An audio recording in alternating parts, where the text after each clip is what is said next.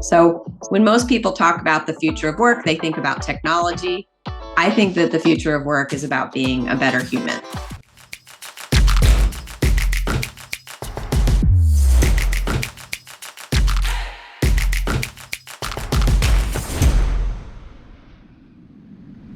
What does it mean to be more human? How can it benefit you, your career, and others? In this special panel episode of the Creator Community with 3 doctors, now authors, we explore humanism and how we can bring more of it into our lives and positively impact those around us. We will never live in a world without stress, systems, or people. It is the attitude that we take in viewing these elements that make the difference in how we live each day. When we see the world as a place of discovery and learning, we connect more deeply with others and ultimately become more human. That's what this episode is about. Check out the show.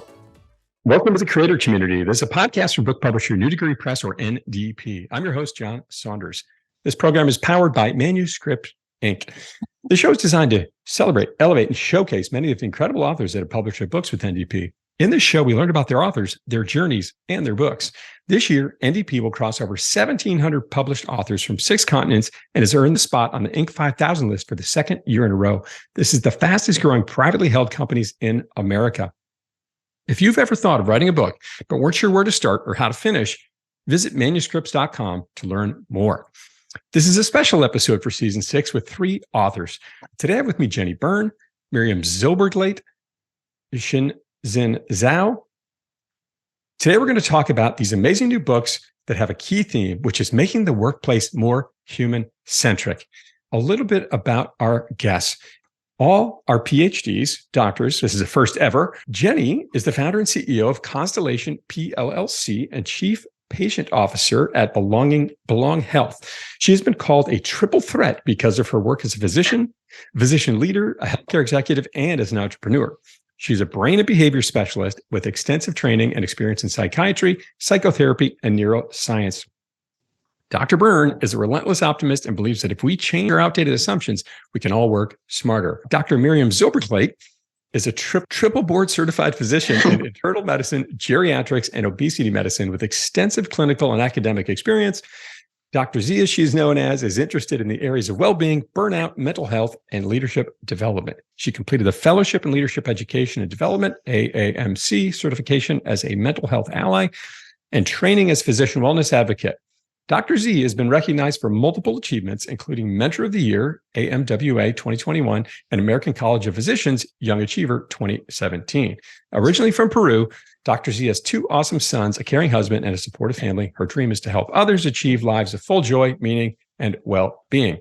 Last but certainly not least, Dr. Xinjun Zhao spent over 30 years as a global business executive with various leadership roles around the world.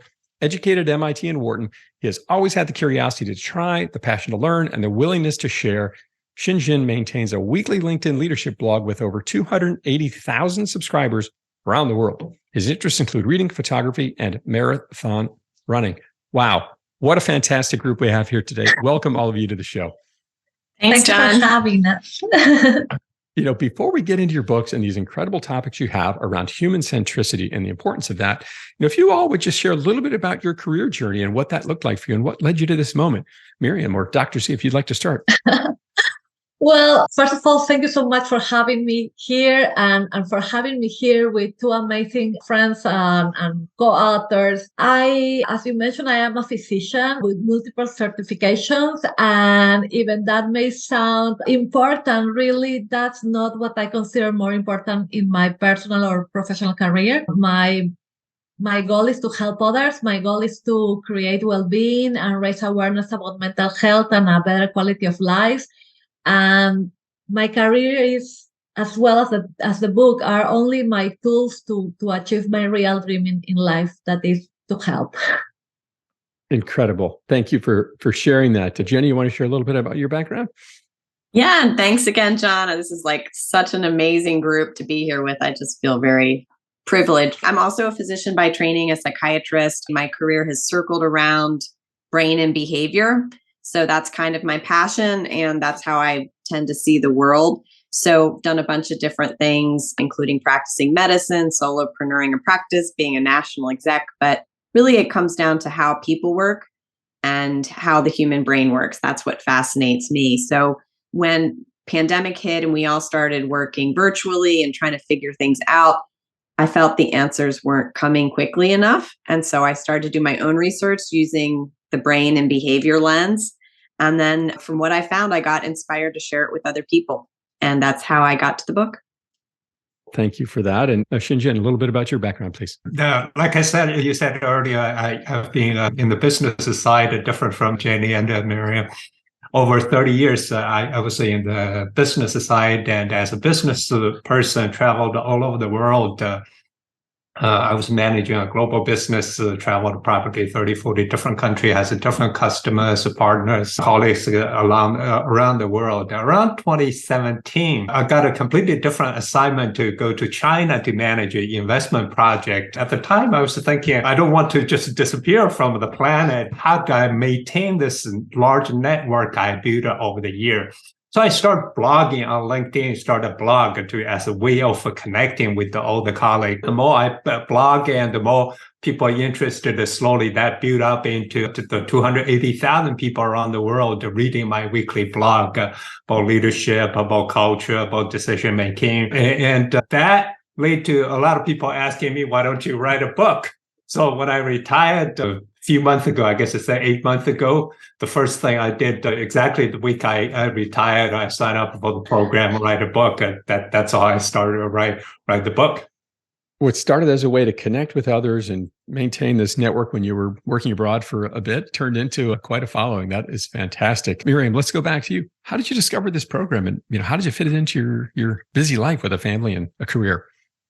Oh, so this program, this was a miracle and it saved my life. It came to my life when I needed the most. I was going through a lot of challenges in my previous job, and I was considering during that time to really quit my job and find a different way to advocate for things that were important for me in the healthcare system and around well-being. As part of that, I started connecting with people in LinkedIn, trying to learn more and more about the topics. And I found one of these contacts that was celebrating writing a book. And I thought that this was too good to be true. I did some research about it, and it took me 2 days to go through my imposter syndrome moment, thinking that this is not for me, that being, having English as a second language will not fit this, and all these crazy ideas that came to my mind. And suddenly I sent my information and I received the call, and the best thing that happened to me. Thank you so much. So you found it by somebody in your network posted about it on LinkedIn. By a friend of a friend of a friend. It was like, now we are friends, but we didn't know each other before. It was just good luck. It happened as a miracle, really. Amazing. A miracle brought you here, Miriam. Who was the author who you noticed posting about a book? Her name is Jennifer Tam. She has, I believe, two groups before us. Incredible. It's amazing how many folks find their way here through social media posts. Jenny, what was your story? How did you discover the program? So it was almost exactly a year ago, I would say this time. I had worked with an executive coach, Randy Braun, who is also an author in our group. And she called me. We had worked together a couple of years ago. And she's like, Jenny, I always said you need to write a book. Like, here's your chance, write the book. And I was like, yeah, thinking in my mind, this is a very serious decision. I have a lot of other things I'm doing, and I don't know if I want to commit. And like 30 seconds later, I was like, yes, I will write this book. So it was just a serendipity moment where the pieces came together and Randy gave me that little nudge. But it was, I don't know, I just felt like it was right. It was something that I knew it was the right time to say yes. Love to hear that story. Shinjin, how did you come about finding the book? I'm relatively active on LinkedIn. I came across Professor Eric Custer's posting accidentally, maybe about a year and a half ago. I followed him for a long time without doing anything. Writing a book, to be honest, it was a bigger challenge than I was ready for, just to follow him and reading his posting stuff. When I retired, I decided to connect. I had a call with him, 30 minutes call. I would say with a little bit encouragement from him and a lot of blind faith, I could write a book. I jumped in, and that's my journey. Thank you, LinkedIn, and for pulling this world together. I guess Jenny did it the old-fashioned way through a human, but right, the social media machine is unbelievable. So before we dive into the books, just a little bit about your book cover process. Miriam, let's go back to you. The 3G life cycle. What was the book cover development process like for you? One of the best parts of the book, beyond writing was beautiful, but the cover was fantastic. I used to paint or draw, and you can see in my back, my kids had the same love for art. So the cover was an artistic moment, a way to express and to, in some way, transform the words in images that will express what the book is about. So it was a fun moment, a happy moment of, a relaxing moment during this process. I love the circles, the colors, and the butterflies, all kind of natural elements that really came together nicely. Yes, and the butterfly is the image that reflects the book, the transformation, the moment where we transform ourselves in a better version, or we grow after being in a challenging moment of development. The butterflies are the manifestation of what the book is about. When we go out of the cocoon and we free ourselves of our own mental barriers and our fears, we can show who we are, and we can show, our real colors, our wings, our dreams, and our beauty, our inner beauty. What a beautiful message. Jenny, very different direction from what Miriam went through. Yours has more of a kind of a sci-fi feel to it, the brain. What's going on there with your cover? It does. It kind of landed in a sci-fi place. I went through a lot of visualization kinds of things and images, and I really came on this idea of constellations because they are a couple things. Constellations are dots in the sky, but our brain sees patterns in them and we connect the dots. And when different people look to the sky, they see different things. And I always thought that was a really beautiful visual of what I wanted to do more of, was help connect the dots in new ways for people. But the one I landed on was really more this feeling of connecting and constellations and how we can visualize and see things in different ways. So that's kind of how it landed on that sci-fi constellation, points of light kind of thing. It certainly feels like the message of the title comes through in the metaphor image as well. Work smart, use your brain and behavior to master the future of work. And Shinjin, certainly last but not least, what was your cover story? The Odyssey of Self-Discovery on Becoming a Leader. So my cover, it's a book about leadership. So there are three messages I was trying to reflect on the cover. One is leadership. It's really a journey. It's odyssey. It's a journey. No shortcut to it. And leadership, there are a lot of up and down. There is no straight line. You're going to go through a lot of up and down.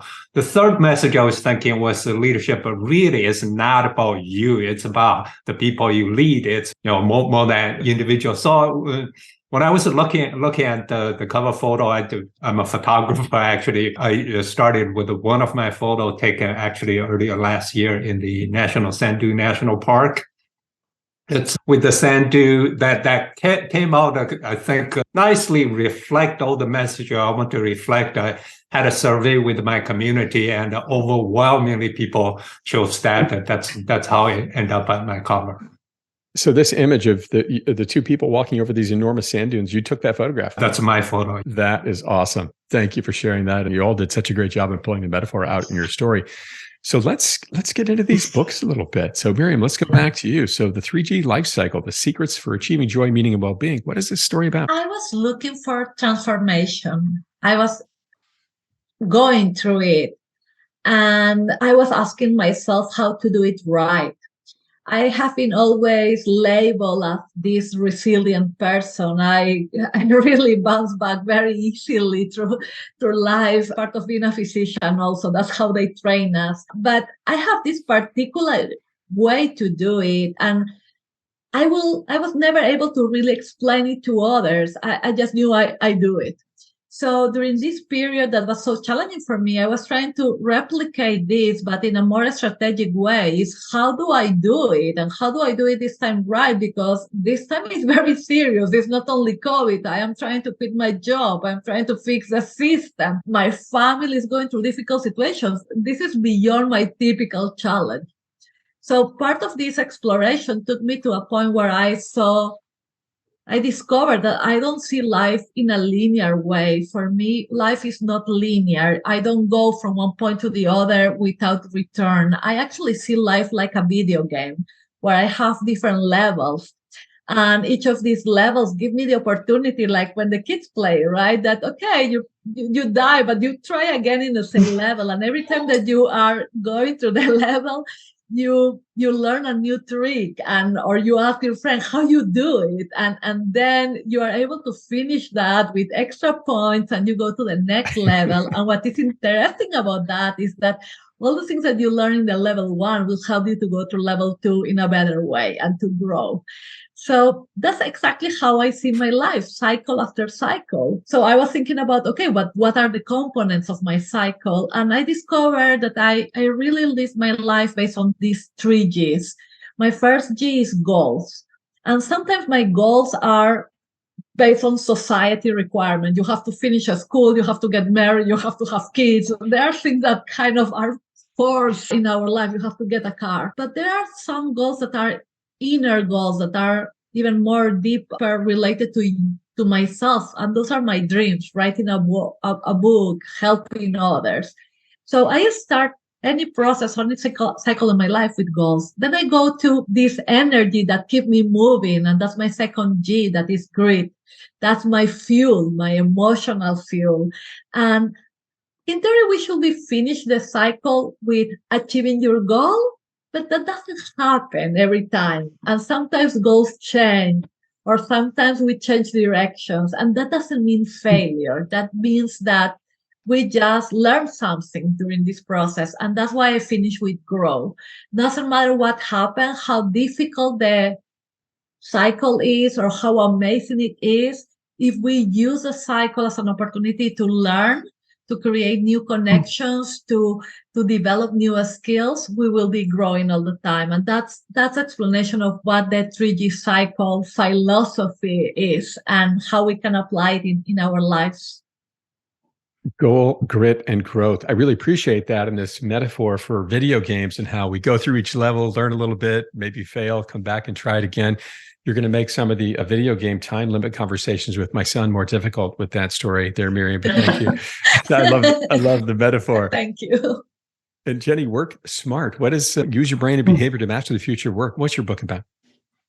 Writing to friends and colleagues of mine, we were talking about pandemic and what we'd go back to work, quote unquote, go back to the traditional office. And everyone was like, well, I don't know. I feel like I need to do something. I'll just go back. I was like, why do you want to just go back? You used to complain about your job all the time and how you hated it and it was miserable. And like, why on earth would you just go back and do the same thing when you have this opportunity? So that really fueled me to start writing. And when I was writing and researching, what I found was that what I believe most people are struggling with right now is human connectedness. And that was pre-pandemic. We were all struggling with empathy, connectedness in the modern Western world that we live in. And I believe that to get to empathy, we need to understand it. But before that, there's some building blocks. And so the first sections of the book are about the building blocks, which are communication and time management. And once those 2 building blocks are there, then you can build to the human connectedness and empathy, which we're all, I think, craving so much.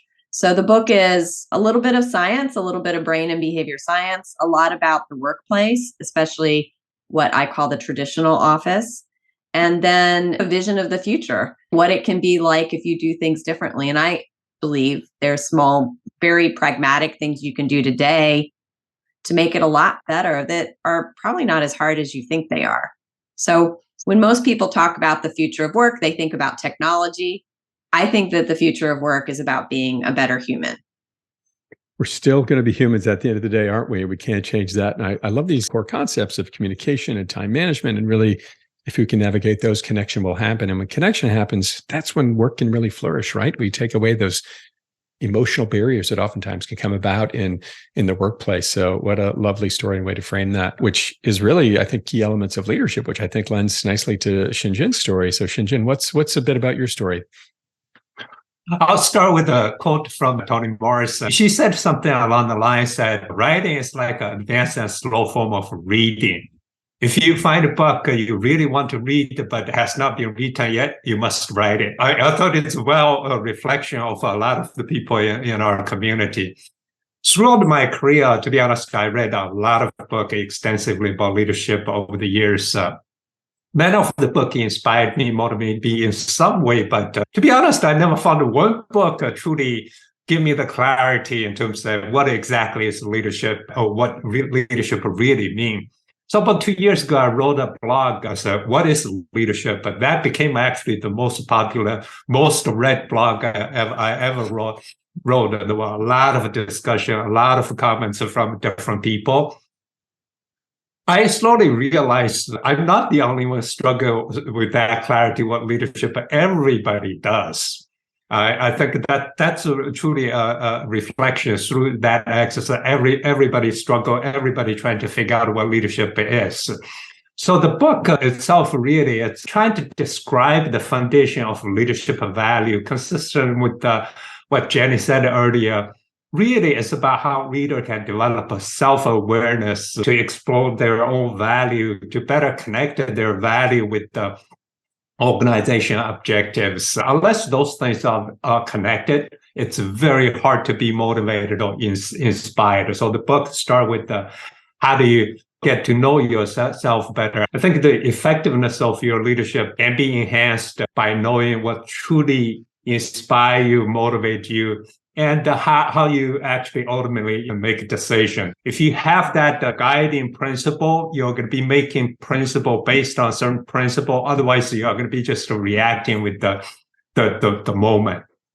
So in addition to the stories, the insight, I interviewed a lot of the people, thought leader, executives, of course, my own success and failures over my career. I also included in each chapter some specific leadership action. In the end, it's just reading. It's not going to get anywhere. In the end, the reader has to reflect, has to translate some of the concept into action for them to be a more effective leader. So that's kind of a nutshell of my book. Pretty powerful that you talk about leadership and you start with the title, The Self-Discovery, right? And so many times we lead, we're busy, we've got these, monthly, quarterly things we need to accomplish. And, we can oftentimes overlook these things, right? Because we're running so fast and hard.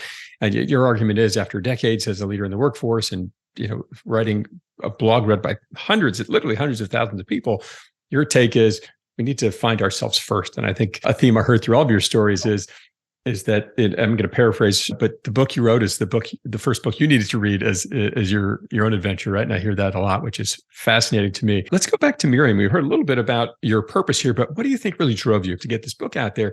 What's your why behind this book? So I believe that this book started as an introspective journey, a way to discover who I am and where I want to go. It was difficult because sometimes assessing your own gaps and identifying them and try to correct them could be painful. So it started really inside of me. The beautiful transformation that happened during the process is that while I was interviewing these more than 30 amazing individuals, including John, for the book, this stopped being a lonely journey and became a community journey, a collective journey where all of you, part of the book, start sharing your experiences and we start analyzing those experiences in the context of this 3G cycle and learning how to use different aspects of adversity in our favor. And I started learning not only from my own experiences or from book as My two co-authors here and friends, they use science to back up the book. I did exactly the same, evidence-based information, but I learned so much from the new relationship that I create with each of these individuals that are now part of this collective book. And my hope is to allow people to be proud of themselves, to empower them, to believe there is no reason to be victims, that we can take control of the things that happen inside and outside of us. We cannot change them necessarily. That's for real. We are suffering as a society. Burnout is not an individual problem anymore. Depression and mental health they are not individual problems. 46,000 people die by suicide in the United States every year. 400 of those are physicians. 500 of those are kids between 6 and 10 years old, like my kids. If we don't start healing ourselves, being self-aware, learning how to communicate, if we don't start this transformation and we don't become a better version of ourselves, and in the process we allow others to do the same and we help others, where are we going? It's time for us to stop being victims, to be empowered, and to take life in our hands. And I will use the phrase that motivates me to do this. And this was said to me by my kid when he was 7, now he's 9 years old. This is your life. This is your choice. This is your journey. What a wise young man you have in the household there. Was he interviewed for the book as well? Yes, I have a lot of stories from my kids. They are probably the ones that are teaching me the most. No doubt in my mind about it. Well, thank you again for having me as part of your book. I love your chapter. It's so beautiful. I really appreciate the simple but profound statement you're making here, which is life is far from perfect. We're going to face challenges, but if we can take a step back, set some goals for ourselves, have a bit of resilience, do some self-discovery, we can experience growth. And that is a never-ending journey, which is just a theme here throughout, and finding ways to really make connections along the way in our lives and career, which I think leads us to Jenny's story, which is creating these connections. Jenny, what drove you? What was your mission behind this book to get it out there? Well, you can see, first of all, just from hearing from my colleagues here, like the energy that you get from writing as a community is pretty profound, because that's something special about the program, and that humanism shines through, and you can hear it with my colleagues. But what drove me to get it across the finish line, it started as a very cerebral exercise. This is interesting. I'll research this kind of in my head. And then the more I did, the more folks I talked to, the more I researched, the more I had conversations, I think it got a little emotional. You know, sometimes I got really mad. I got really angry talking to people like, why are you just burying your head in the sand and creating these workplaces that are making people miserable? Why are you being so stubborn? Or I would get touched by a story about someone who really went out of their way to create something different and more human. Or I would get excited about the way things could be. And so it got more emotional. And sometimes I still feel really angry at people or situations, or I get really inspired by hearing others. And so it got out of my head and into my heart a little bit. And I think the emotional part was actually what really helped me get over the finish line. It was interesting as an intellectual activity. And as a scientist, there's a lot of science in there. But it's really profound when you talk to people how things about work impact them and their families and their loved ones and their friends. And so I think it was the emotional saliency, as I call it, that really helped push me over the finish. So seeing these journeys that had such emotional impact on people and how it was changing their lives, is that what I'm hearing? Yeah, just people who are making work better now. It can be better, you know, and hearing the stories and how that impacts all the people they work with. And then seeing the opposite, people who are stubborn and doing things a terrible way without regard for humans, and how terrible it feels and how deeply that impacts people who are in bad situations. Right. And many times it's far from impossible to get these things done. Change can happen. And I love that in your own journey, you saw this what I like to sort of talk about it as a tipping point for people's books, right? You start out, you're writing, it's a bit messy, you're not sure where this thing is going, and you hit this inflection point where you get energized by the people you interview and the research and the learning and the growth. And I found for myself, I couldn't wait to get back to my desk. Sometimes people say, how did you fit this into your life? And I say, I couldn't wait to do it. Every day was a race to get back to my desk to write. And it sounds like you had a similar experience. And what drove you, my friend? What got you to get this book off the ground and actually finish it? The time-wise, I had a little bit of advantage because after retire, I have a little bit more control of my time. But obviously, the reflection consistent with what and Jenny said is many of us get caught up so deeply and so intensely with the day-to-day work. It's sometimes we forget to reflect and really think about what's truly important. Once you sit back and reflect, then you get a very different perspective, especially the last few years through the pandemic. I think that made a lot of us to think things differently, look at things from a very different perspective. So the writing book, of course, part of that I started with myself, to be honest, to help me to create the clarity. What is leadership? For example, some of the framework. What is leading versus influence? What's the difference between self-awareness and self-confidence? Or how do you influence organizational people in different stages of a career? That's what started my thinking. To be honest, I consider a relatively successful career. I had appreciate the wonderful opportunity to do what I did. But our journeys are not self-made. A lot of people influenced my career.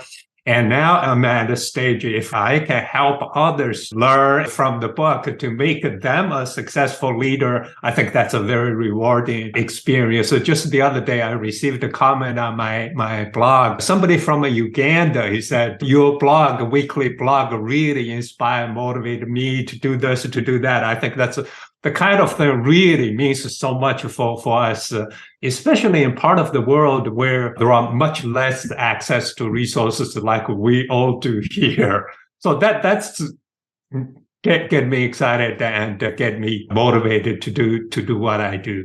I really appreciate this theme I'm hearing consistently throughout all of you, which is to really be humans at work. We have to first reflect on what it is I bring to the table, how it is I control what I can control, and how do I manage these things. And so many times we just don't take the time to do it because we feel like we need to be so busy. And I love that there's this global world we live in today that you can have impact on people all over the planet. I mean, Uganda, for goodness sake, 15, 20 hours away by airplane, and here's somebody reacting to what you're saying out there. I really appreciate that. But side note, Uganda just got listed as one of the top destinations for 2023 by CNN Travel this past week. So Miriam, let's come back to you. A key theme around your book is burnout and some of the journey you had and stress.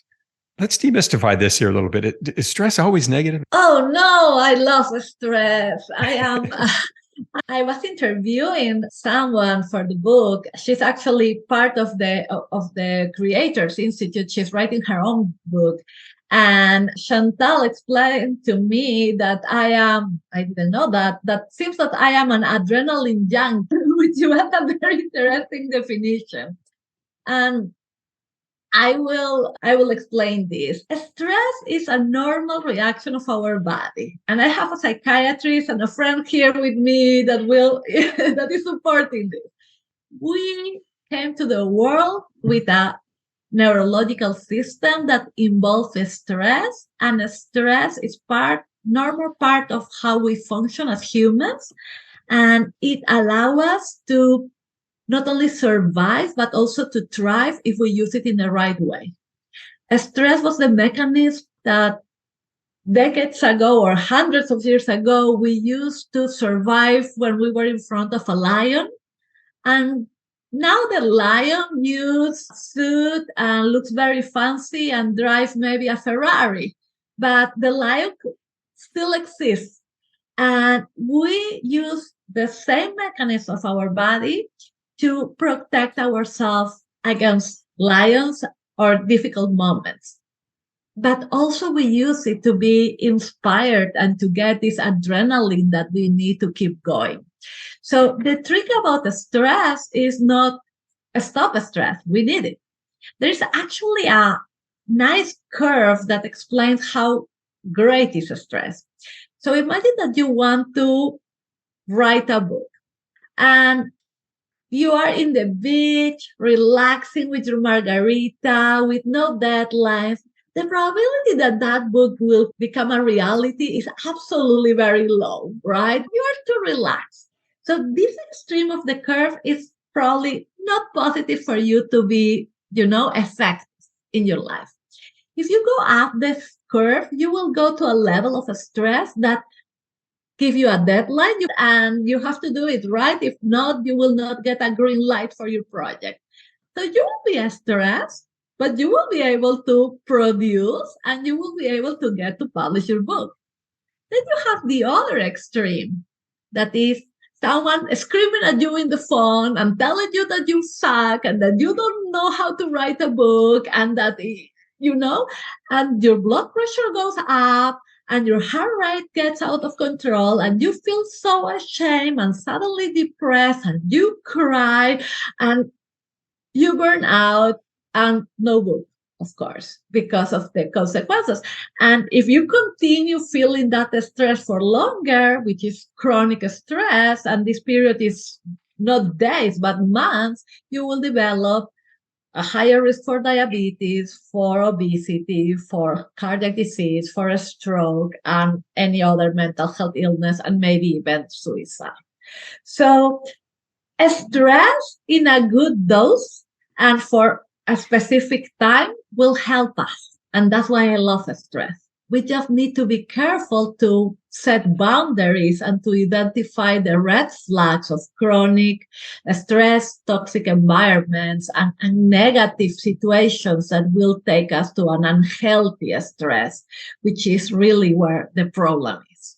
And that is a difference that we need to learn. So we are not trying to blame stress. We are trying to use it in our favor. Stress is always going to be with us. It can energize us to be defensive or to maybe be proactive, right? And how we view it and how we try to harness it and leverage it is going to make a big impact. Jenny, a key theme from your story was around the traditional office and how that's kind of set the tone for the world we all live in today. What's the story behind that? And why has it been so hard to move beyond that? So when we think about pre-pandemic, the office, we already knew that there were some things that were kind of silly and didn't make sense. So there were some TV shows called The Office, which you may have seen, British and US. So good. Yeah. There was a movie called Office Space back a while ago. And so we parodied it and we knew it was silly. Here's where it came from. This is what I discovered. The traditional office is about 100 years old, maybe a little younger. And before that, we didn't have offices that looked like today's offices. But Henry Ford had a brilliant idea. He made cars, and he had a brilliant idea that he could improve the efficiency and productivity of his workers by putting them on an assembly line, right? And this is kind of a famous story. What some people don't know about that story is he actually doubled their wages. That's part of the story. He created a more humanistic workplace back then to get better workers. But he created this floor. It was very successful. So before long, you needed managers to watch everybody on the floor, right? But the managers couldn't be down the street. They needed to be there. So what did you do? You built another layer on the building. You put the managers there and they could go up and down and help out. Company got bigger. You had more managers. What do? Build another floor. And once you get into large organizations, you started to have this, what we think of as a traditional business or a traditional office with ground floor, next floor, managers, next floor, CEOs got that nice, office up in the corner, maybe on the top. And that became our culture. And then post-war America in particular, that was very successful. We had a big industrial boom. And so that became our norm. And so then that evolved into the cubicles and all the other silly things that were parodied in the TV show. But that office was purely based on a factory floor model where people were providing the labor to create physical objects, which has very little to do with the work that most of us do today, especially knowledge workers, as they call it. We don't really have anything like that. And in fact, that old office structure reinforces the feeling that humans are part of a machine. And I believe that's what most of us hate. We don't want to be a machine. We're humans. We want robots to help us. We don't want to be a robot. So the traditional office was based on human beings as part of cogs in a machine. and that literally the architecture and the design of the buildings reflected that. And so all of that silly stuff about the traditional office was a remnant of Henry Ford. And who knew that we just got so used to it, we thought that's the way it always was, but it's not true. Well, we have a lot to thank Henry Ford for, don't we? But I'm not going to thank him for that one. That's amazing that we've held on to this for, 100 and something years now, right? Why have we held on to it for so long, Jenny? I think people held on to it because it was very reassuring. It was very ritualized. And for some people, it worked great. And I'm going to grossly overgeneralize here, so you'll have to forgive me. But for white men with college degrees, this was wonderful. The traditional office was like the best place ever. You had a beautiful office. You had people running around to help you. You went out for a 2-hour lunch. This was back in the day, the cocktail lunches. It was wonderful. So, as typically it was white men in power, why would they ever want to give that up? It was wonderful for them, but it wasn't wonderful for everyone else. So it was only wonderful for the small number of people at the top, but they're the ones in control. So they're the ones who designed it that way. They like to keep it that way. And I would argue, as a gross overgeneralization, that they're the ones who also want to go back. Whereas others who maybe it wasn't great for them before, they don't really want to go back 5 days a week because it wasn't great for them. I really appreciate the historical context here and sort of the why behind it, which is, it works out for the people in charge. So let's keep going with this thing, right? Unbelievable, the historical context there, and certainly this inertia that's happened. And I think there's an issue with leadership there, which I think takes us to Shinjin. One of the key questions for your story is, what is leadership and what does that mean to you? Maybe before I go into the answer to that question, I'll start with the first conversation, John, you and I had when I started the journey. Actually, you would want suggested to me before I write the book to do a survey. Turns out that the survey became a big part of my story in the book. In a nutshell, the survey, I asked people, have you ever asked yourself, why do you want to be a leader? Then the follow-up question is, has anybody in your organization ever asked you, why do you want to be a leader? The survey result was stunning. About 82% of people said that, yes, I've asked myself that question. And only 39% of people said anybody in their organization ever asked them why they want to be a leader. So what people think about leadership is very disconnected to what organizations are doing in terms of leadership. So in a way, as we said earlier, leadership really is not for you. It's about the people you're leading. But that's driven by inherently your leadership value, your core value, your purpose, how you're being raised has a big impact of what you think your leadership value is. But organization generally does not take the time and effort to really dig into that level of understanding. The world spends billions of dollars about leadership development. Very often, companies or organizations focus on what the organization wants, what the organization needs, rather than what truly motivates and inspires people to be the leader. That's, to me, this survey in a way validates that there is a big gap there.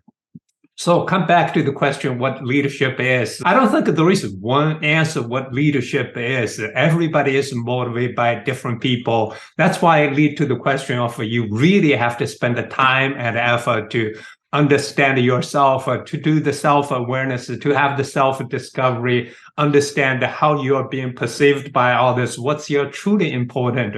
In the end, I come to the conclusion that self-awareness starts with the self-acceptance. Because you are who you are. You are not somebody else. Just because another great leader did a certain way doesn't mean you have to do the same way. Then the self-awareness led to self-confidence. The more you know about yourself, the more confident you are. The reverse is not right. Confidence doesn't give you the awareness, but awareness gives you confidence. Only then the self-confidence can give us the courage to be authentic, to be transparent, and to be vulnerable even, to be an effective leader. So to me, it's kind of the learning I've gone through in terms of get a sense of what leadership really means to me. That to me is the take-home message from my book. Such an important lesson that we have to think about why, right? And so often that question doesn't get asked. We take sort of this old model, maybe adjacent to the Henry Ford story we just heard, which is you're good at your job. You seem to figure out a great way to do it. Now you're going to manage these other people who do this job as well because you're good at it, right? That's sort of the traditional model for getting promoted. But what is the value that you hold? Why do you want to do this? So important.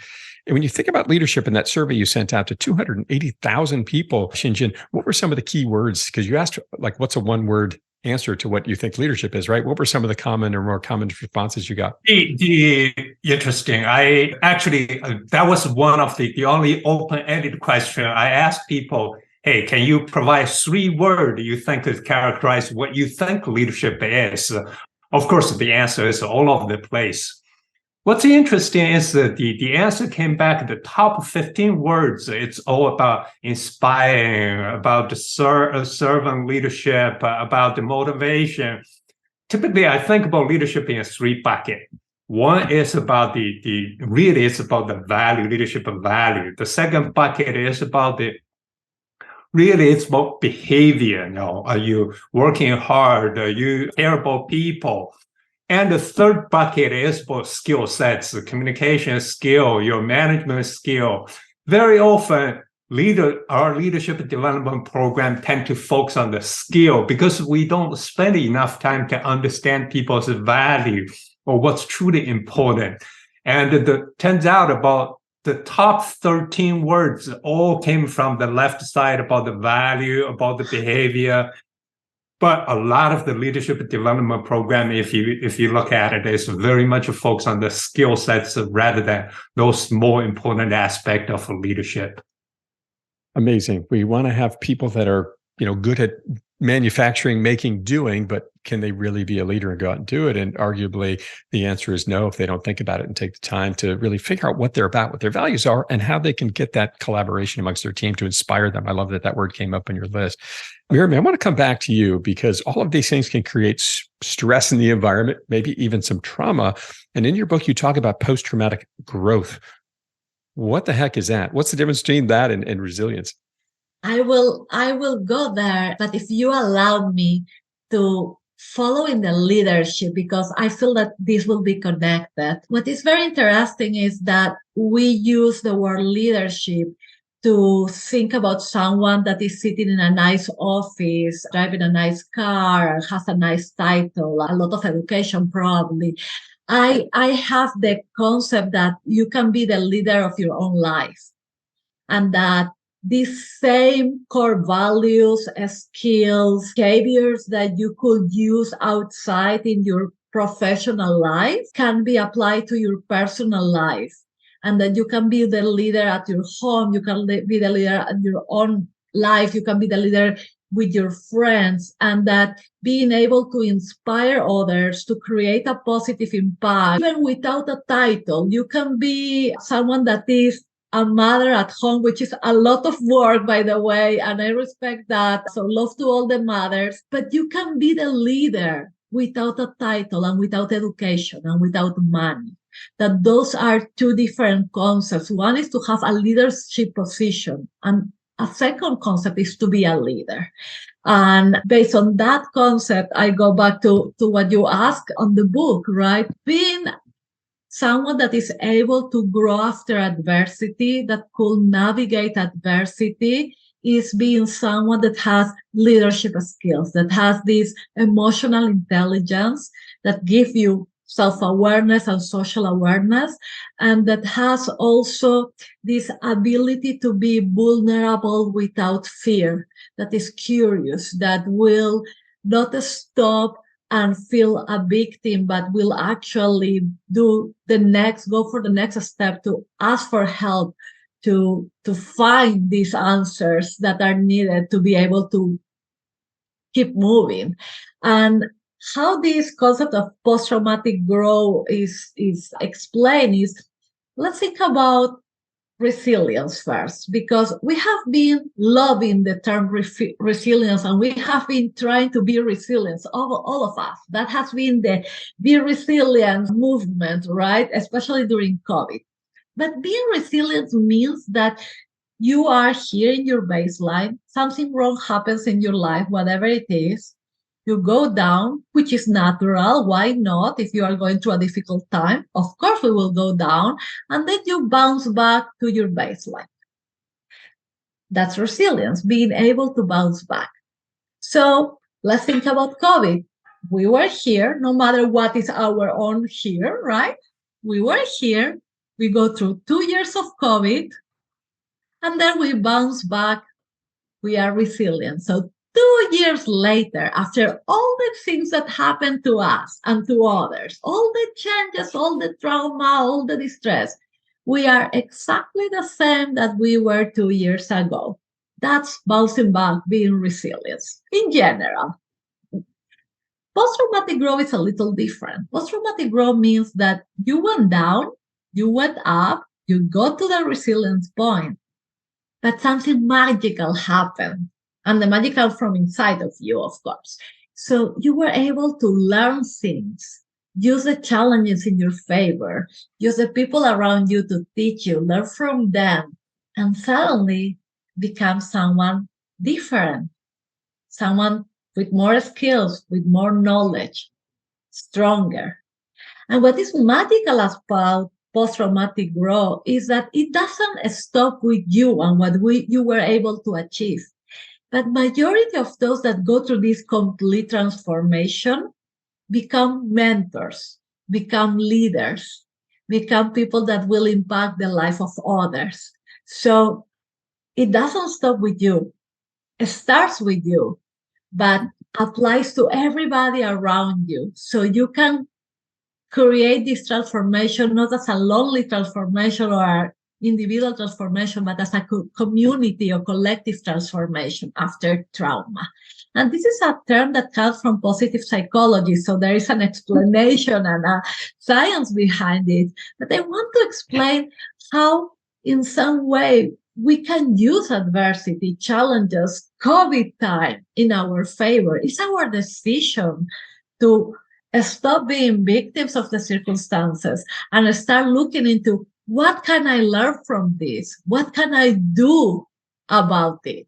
How can I help others during this difficult time?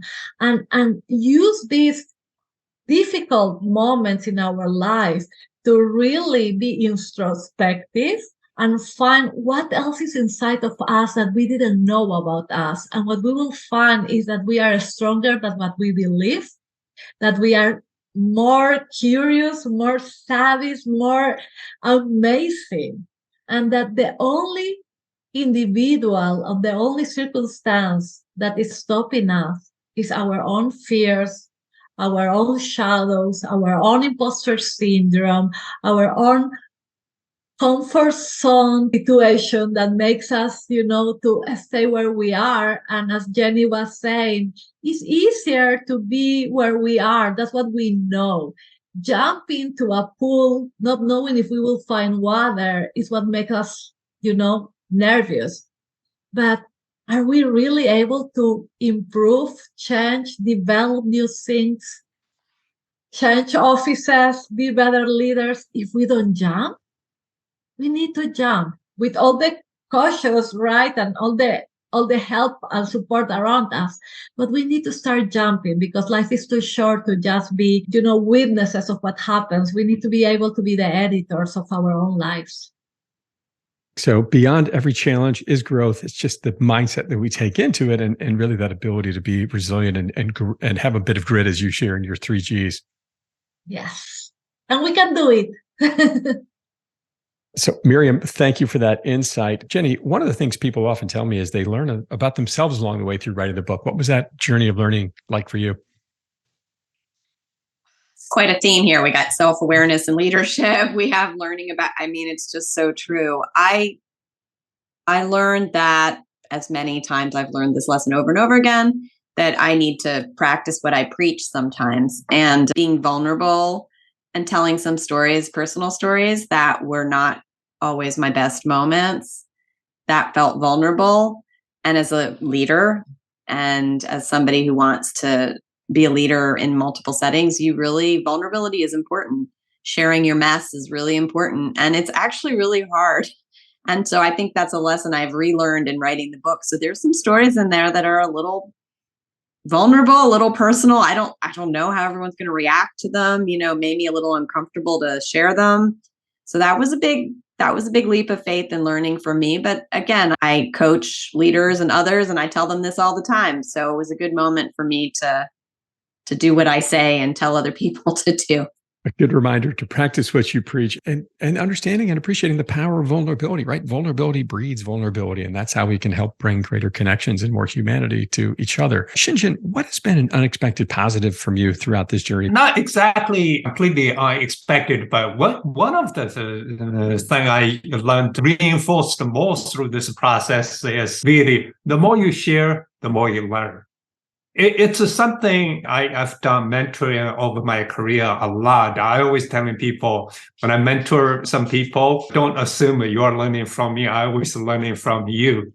Through this writing exercise, actually, in the beginning, I assumed the writing book it's an individual activity. When I first heard from Professor Eric Costa said, never write alone, I didn't really appreciate what that means. And as we go through the process and realize writing book, you interview all the wonderful people, the thought leader, executives. Really, that's a learning process. Go back to what I said earlier about writing blog. Of course, I hope people learn something from my writing, but reality is actually from all the comment, from all the engagement, I learned a lot more than I could ever imagine through that process. Though the takeaway, the more you share, the more you learn.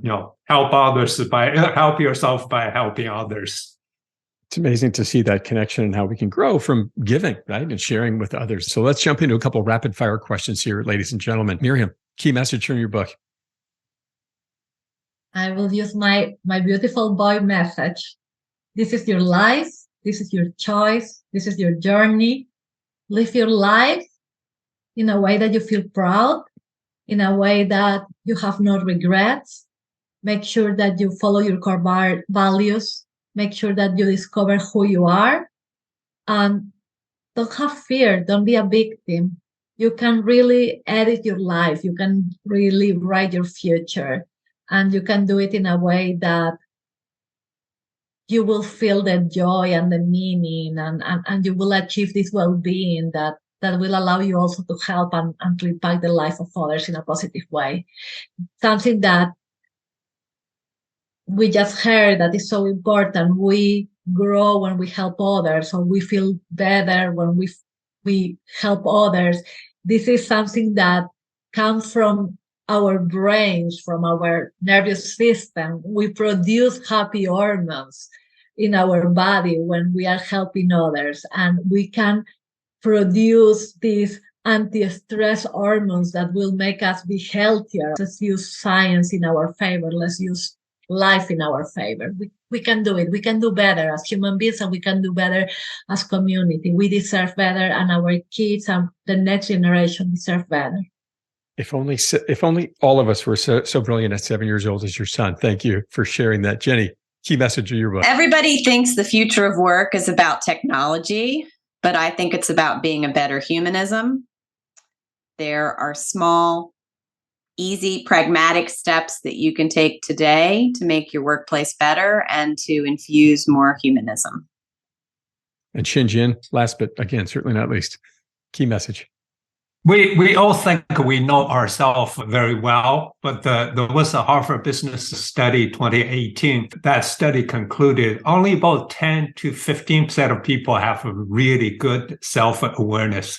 So the walkaway message is self-awareness doesn't just happen. It has to be an intentional process to reflect, to learn, to grow. It's an intentional process. You have to put the discipline, put the time and the effort to develop that kind of a self-awareness. Once you have a self-awareness, you would have a much better chance to align that your value with the organization objective, organization purpose, and be a more effective leader. That's my take-home message. Hence, the Odyssey is a never-ending journey of figuring out our way there. Incredible stories, incredible messages about all really being more human at the end of the day and connecting with ourselves so we can more impactfully connect with others. Miriam, where can people learn more about you and your book? gcycle.live, Live, and at LinkedIn. And please feel free to contact me. I really want to meet more people. I want to learn more from others, and I want to help others. Jenny, where can people find you? Best place is LinkedIn, or you can check out my website, Dr. Jenny, Jennie, Byrne, Byrne.com. And Xinjin, where can they find you? Because my unique name, it's pretty easy to find me in LinkedIn. And I do have a website, becomingaleader.net, but the easier place to start is on LinkedIn. Thank you so much. Well, what incredible stories we have here today. I can't thank you all enough for being on the show. I really appreciate you joining the creative community and sharing your stories. Thank you. Thank you for the opportunity. It's a wonderful conversation. Thank you to Creators Institute. They really change our life for better. And I believe that if someone is planning to change their lives and to go into a wonderful journey, this is the place to start. Couldn't have said it any better myself, Miriam. Thank you for that. Work Smart, the 3G Cycle of Life, and the Odyssey of Self-Discovery are available now wherever you buy books online, January 2023. Don't forget to subscribe to the Creator Community channel on your favorite podcast platform, and be sure to leave us a review. If you're ready to write your book, visit manuscripts.com to learn how to turn your idea into a book in about a year. I'm your host of the Creator Community, John Saunders. Keep creating.